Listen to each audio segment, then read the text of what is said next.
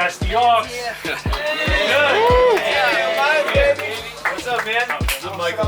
Thanks for coming in, man. Right now. How you doing, bro? Emilio. Don't mind, man. So, yeah, round of applause for you guys. How's the drive here? It was cool? Yeah, it was cool, just all trees. Yeah, I joke, you know, that's exactly. No, I joke around because me and Joel Ortiz went on tour in 2015 and we drove from New York to LA and we had a bunch of stops in the middle and literally like it was just corn. Yeah, it's Midwest. Just fields of corn, I don't know. So did you see some corn? Yeah, I see corn. I live by corn. Okay, there you go. See, yeah, see, I'm like ignorant to that. Raise your hand if you're a producer. One more time, raise your hand. Okay, raise your hand if you are a rapper. Okay, we got some rappers here. Singer. All right, yep. All the above. Like, fuck it, I do everything. Yeah, me too. No, I'm just kidding. No. Call the fire department! Term deal. So a term deal is similar, well, it's not similar to an MDRC. It could involve the same amount of money depending on how much your publishing is worth. But a term deal, instead of songs, it'll be like over time. So you could do a deal with Sony if you have a couple smashes out, $500,000, term deal, 3 years. So, bless you. So they'll cut you a check, $250, and then after 12 months, if you recoup the initial advance, then they'll release the rest of the money. So as long as you recoup within 3 years, then you're fine. And then if after 3 years, if you recoup, then you're off the deal and you can either re-up with them for more money or go somewhere else. A friend of mine, this guy named Money Making Matt, who used to work at Universal Music Publishing back in 2011, I want to say. So he was like a crucial part of that. So basically, I met this guy Matt in 2012 after I worked with Kanye. I did this song called The Morning on Cruel Summer. All these publishers starting to hit me up, like, yo, Illmind, you want a publishing deal, blah, blah, blah. So Matt from Universal hit me up, and then fast forward 2000, I want to say late 2013, he just hit me out of the blue and he's like, yo, I don't work at Universal anymore. I work with Dreamville now. I'm an A&R. Send me some shit, because we're working on a bunch of stuff for like, you know, Kaz and Cole and all this. And so I just sent him like 15 beats. And then a couple of months later, hit me back. He's like, yo, hold this one. Cole wants to fuck with this one. And it was the Love Yours beat. That's crazy. And then so a couple months passed after that, like the beginning of 2014, I flew out to LA. And then I linked up with Cole in LA and we finished the song. And this was kind of, I want to say like early stages of his album. So it's really cool because so first of all, Cole, like, he rented this like huge mansion like thing in the hills, and in the back of the mansion there was like a pool and then a pool house which was converted into a studio. So he was like, basically he did the whole album there, so he had it for like 2-3 months.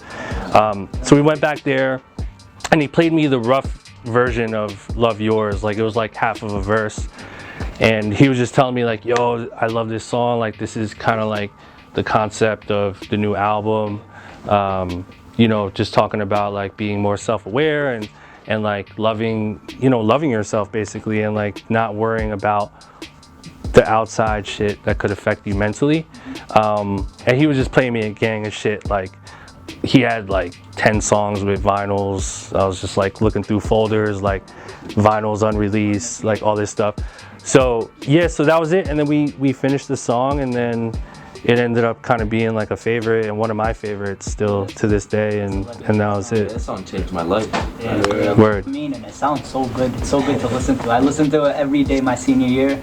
The type of deep impact that song made on so many people, just to be a part of that is just like really humbling. And so after that placement, after that moment and building with Cole, like I almost like kind of take that and try to incorporate that in all the music I make, in terms of having the intention of like producing a song that could deeply impact. Not saying that every song I want to make should be this like super deep thing, but how can I produce music that will like resonate in here, and I always try to do that, you know, and that was kind of where it started. So I'll sing on that shit. Send that shit to me.